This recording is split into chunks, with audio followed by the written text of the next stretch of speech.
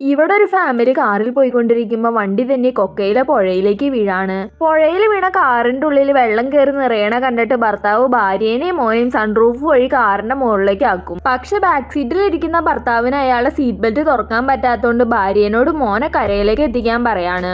ഇവരും മോനെ കൊണ്ട് നീന്തി കരയിൽ എത്തിച്ചിട്ട് തിരിച്ച് ഭർത്താവിനെ രക്ഷിക്കാൻ പോകുമ്പോഴേക്കും കാർ മുഴുവനും മുങ്ങിയിട്ടുണ്ടാവും. പക്ഷെ ഇയാളുടെ സീറ്റ് ബെൽറ്റ് ലോക്ക് ആയതുകൊണ്ട് ഇയാൾക്ക് പുറത്തു വരാനേ പറ്റണില്ല. ഇത് കണ്ട് ഭാര്യ കരയിലേക്ക് നീന്തി വന്ന് റോഡിലൂടെ പോണ എല്ലാ വണ്ടികളോടും സഹായിക്കാൻ പറയാണ്. പക്ഷെ ആരും തന്നെ സഹായിക്കുന്നില്ല. അവളുടെ ഭർത്താവും അങ്ങനെ മുങ്ങി മരിക്കാണ്.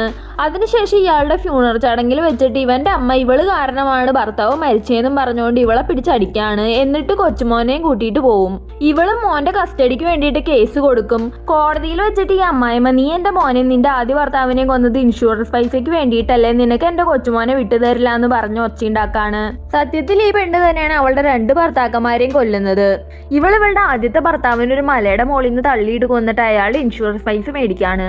രണ്ടാമത്തെ ഭർത്താവിനെ കൊല്ലാൻ വേണ്ടിയിട്ട് അവള് കാറിന്റെ സീറ്റ് ബെൽറ്റിൽ ഫെവിക്വിക്ക് ഒട്ടിച്ചു വെക്കും. അതുകൊണ്ടാണ് അവൻ കാറ് വെള്ളത്തിൽ വീണപ്പോൾ സീറ്റിൽ നിന്ന് പുറത്തു വരാൻ പറ്റാണ്ട് മുങ്ങി മരിക്കണത്.